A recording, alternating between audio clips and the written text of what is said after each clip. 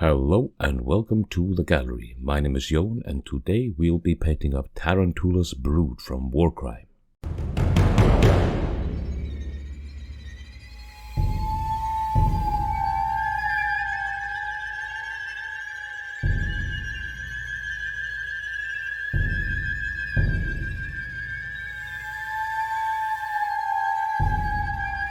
Warcry.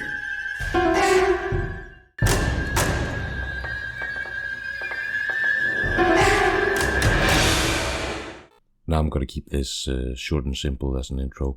I will not be filming any shots this evening because I really don't have the time and the video is already late. So let's just jump straight into the paint job. Now we're gonna start out by painting it in up to a battle ready standard, and we'll be focusing a lot on contrast paints to get the job done quickly and easily. We're starting out with this pale weird skin, so over a zenithal highlight I'm using Maker's Purple and just slathering it on the skin. It's quite a harsh zenithal highlight I did, well a soft zenithal highlight actually, because I used a lot of white because we want this pale skin, so we don't want as deep a shadows as we have done before. So we're just slathering on the Maker's Purples over all the skin on all the models. We're getting this pale pinkish disturbed tone to them all, and I think it's fitting for this warband, which also makes it stand out quite a lot from the other warband from the box. Next we're going to put some Griff Charger Grey on all the strings and all the ribbons that are here and there, both on the arm hanging from the belt and also a little bit on the hair, which some of the models do have. We'll be focusing mostly on this main guy and also putting a little bit on one of the guys with the nets because the nets are a little bit different. Like you see, now we're going in for the nets and we're not using the grey color, we're going for a more of a blue tone just to give it a little bit extra oomph, so aethermatic blue for the nets. And the zenithal on the net really helps because it's got these little dark spots as well because the spray was coming from over top. Let's just continue on without hanging around for too long, putting some skeletal horde on all the leather and all the wrappings on the weapons and the handles and everything like that. Also we're going to put that later on the skulls on the bottom and all the bone bits. However, for the horns that are both on the mandible thing on his head and also the spiders on the bottom of the weapons and everything like that, we're going to put a darker brown just to have it stand out a little bit more.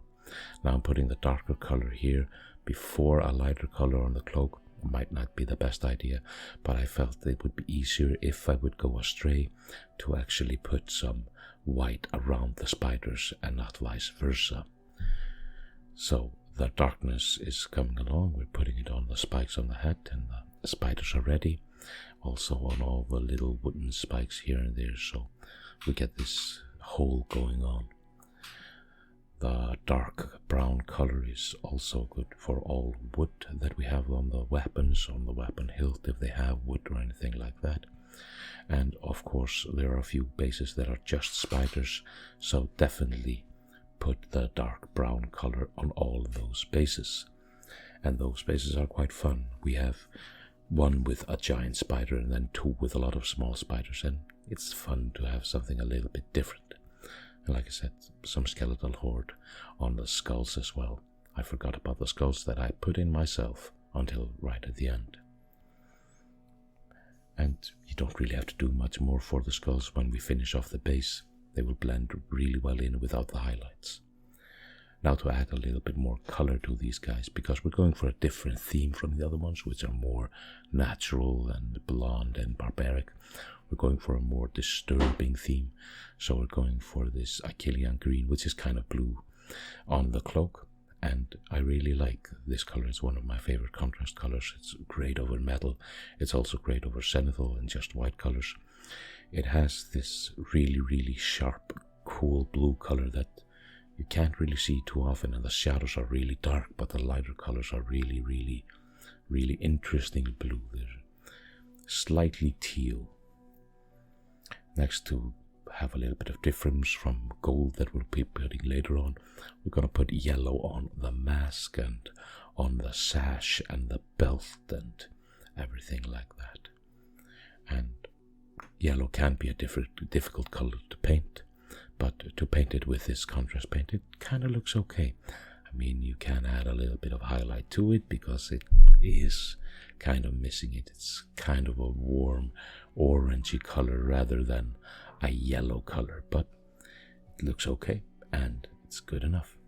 Next we have some metals, and I'm using lead belcher from Citadel instead of my regular Vallejo silver one. I will be using that probably for highlights rather than the base color from now on. I find it a little bit too light more often than not. And it's just basically all the weapons, all the blades and the spear tips and everything like that, and the middle of the emblem that they all have. Next is putting Retributor Armor Gold on all the hilts and around the belt emblem, and wherever you actually feel like having a little bit of gold, put it there. And as you can see, because we put the yellow down instead of gold, it looks okay. And Basilican and Grey, it's mixed with contrast medium like I most often do, and I shade that over all the metallic bits. Every single silver and gold one, it gives it a more worn, natural look, and it's not as harsh as putting Nuln Oil. If you want it a little bit harsher, you can just add another layer of it, and that's perfectly fine. There's nothing wrong with that. If you want darker weapons, just put more layers and you can have a little bit more control. Of course, it has some drying time, but the control is quite neat because it's not too dark. If it goes a little bit out of control, it's still fine because it won't darken down everything around it too seriously. It'll just give some extra shadows, and you can just finish off the base and play with these models now. But perhaps you would like to do something more, add a little bit more highlight to them or something like that. Now here's a short sneak peek of next week's video, and I'm sad to say that it might also be a little bit late as I am quite busy with real life things at the moment. But I would like to remind everybody there's the giveaway. It's still going on. It's linked in this video here, all the information. Just remember the hashtag #LetChaosReign, and let's just continue on with the paint job. Okay, let's make them a little bit more nice looking. Let's add a little bit more depth, a little bit more detail to them. So we're going to start with the blue cape, and we're adding a little bit of shade in the recesses, keeping the top bits and the edges a little bit more bright still. And we're just putting Dragon of Nightshade where we want some more depth, some more darkness, some more shadow. So between the folds, underneath the cowl, everything like that is a perfect place to put some shade. And we still keep that lovely blue color on the top of the creases, on the end of the corners and everything like that. Next, we're gonna work a little bit with that spider webbing thing that we got going on here. And this is gonna take some time, we're gonna edge highlight all those little spider marks on their legs and on their arms and what have you. It takes a little bit of time, but it's well worth it. Also on that tentacle cowl thing on the actual membrane where it needs a little bit more light, we're just gonna give it the light it needs, and immediately it looks a lot nicer. So it takes a bit of time, but definitely worth it. Next it's skeleton bone, and we're gonna put this on the dark color that we put down earlier. It might be a lot of contrast from the lighter color to the dark color, but that's still fine. We're also gonna drag it across all the little spiders that we have here and there, and it's a quick way to get them looking a lot nicer and a lot more interesting. Now for the yellow, we need to get it a little bit more yellow because it is quite orange, like I said.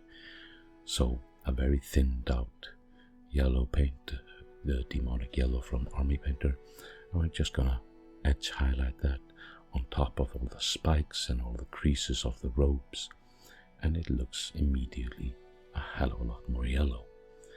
We might have to do a couple of thin coats of this because yellow of course can be quite, well, it's notoriously horrible to paint, but it looks great. Then we're going to put yellow on the eyes, just to get them shining and a little bit more interesting, and immediately just throw that idea out the window and paint them green, because it's a lot more interesting and more toxic. So we went from yellow to green in just a few seconds, which doesn't really matter. It's neither here nor there.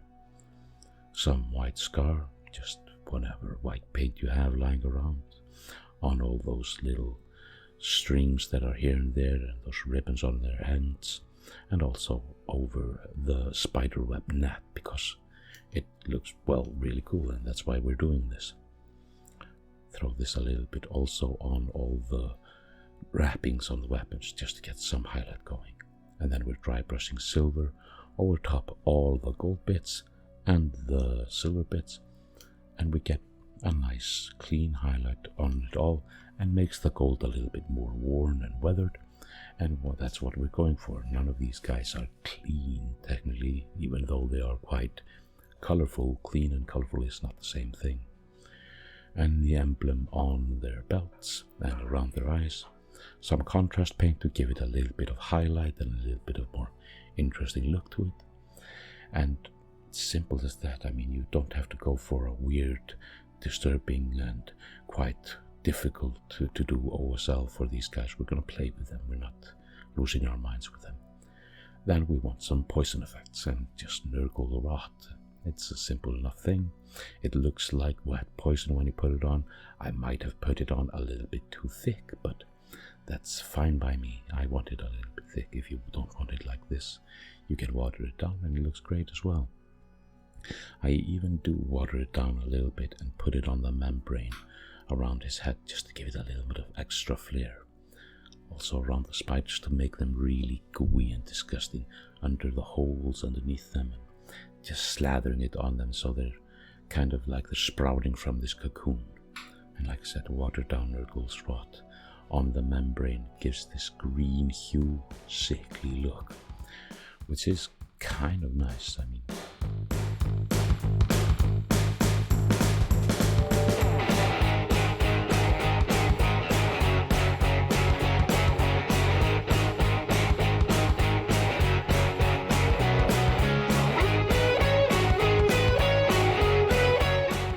and here we have the ready warband, and finally the entire Warcry set, Red Harvest, is fully painted, and now I can play games with fully painted models, and I really like that. This is not the last video for the Warcry thing that I have going. I have a couple of more ready in the works, but for this time, thank you very much for joining me here today. There are links in the description for all kinds of stuff, social media and various tidbits. You do with it what you will. Like, share and subscribe, and let the colors flow. But until next time, farewell.